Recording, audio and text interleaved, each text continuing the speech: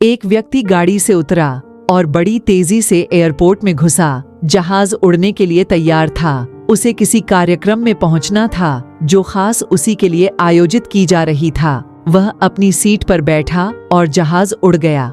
अभी कुछ दूर ही जहाज उड़ा था कि कैप्टन ने घोषणा की, तूफानी बारिश और बिजली की वजह से जहाज का रेडियो सिस्टम ठीक से काम नहीं कर रहा, इसलिए हम पास के एयरपोर्ट पर उतरने के लिए विवश हैं। जहाज उतरा। वह बाहर निकलकर कैप्टन से शिकायत करने लगा कि उसका एक एक मिनट कीमती है और होने वाली कार्यक्रम में उसका पहुंचना बहुत जरूरी है।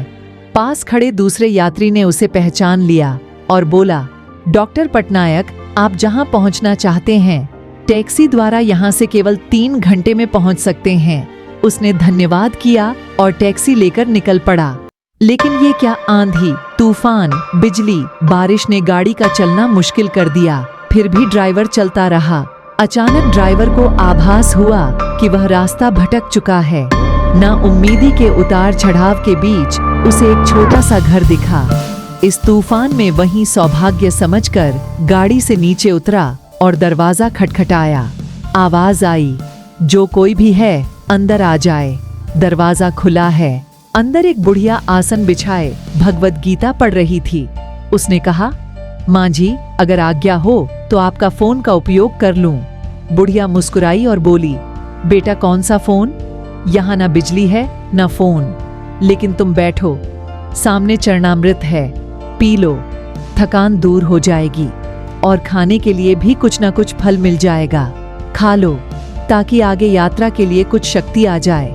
डॉक्टर ने धन्यवाद किया और चरणामृत पीने लगा।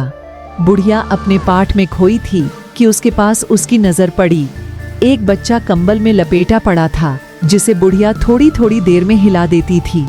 बुढ़िया की पूजा हुई तो उसने कहा, माँ जी, आपके स्वभाव और व्यवहार ने मुझ पर जादू कर दिया है। आप मेरे लिए भी प्रार्थना कर दीजिए। यह मौसम साफ हो जाए। मुझे उम्मीद है आपकी प्रार्थनाएं अवश्य स्वीकार होती होंगी। बुढ़िया बोली, नहीं बेटा, ऐसी कोई बात नहीं। तुम मेरे अतिथि हो और अतिथि की सेवा ईश्वर का आदेश है। मैंने तुम्हारे लिए भी प्रार्थना की है। परमात्मा की कृपा है, उसने मेरी हर प्रार्थना सुनी है। बस एक प्रार्थना और मैं उससे मांग रही हूँ। शायद जब वह चाहेगा उसे भी स्वीकार कर लेगा। डॉक्टर बोला, कौन सी प्रार्थना? बुढ़िया बोली, ये जो 2 साल का बच्चा तुम्हारे सामने अधमरा पड़ा है, मेरा पोता है।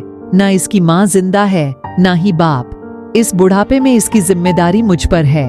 डॉक्टर कहते हैं इसे कोई खतरनाक रोग है जिसका वो उपचार नहीं कर सकते। कहते हैं कि एक ही नामवर डॉक्टर है। क्या नाम बताया था उसका? हाँ, डॉक्टर पटनायक। वह इसका ऑपरेशन कर सकता है, लेकिन मैं बुढ़िया कहाँ उस डॉक्टर तक पहुँच सकती हूँ? लेकर जाऊं भी तो पता नहीं वह देखने पर राजी भी हो या नहीं।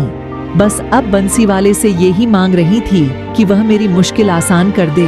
डॉक्टर की आंखों से आंसुओं की धारा बह रहा है। वह भर्राई हुई आवाज में बोला, माई, आपकी प्रार्थना ने हवाई जहाज को नीचे उतार लिया। आसमान पर बिजलियां कौंधवा दी, मुझे रास्ता भुलवा दिया ताकि मैं यहाँ तक खींचा चला आऊं।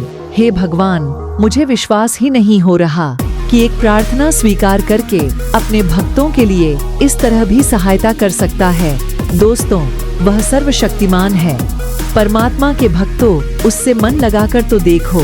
जहाँ जाकर प्राणी असहाय हो जाता है, वहाँ से उसकी परम कृपा शुरू होती है।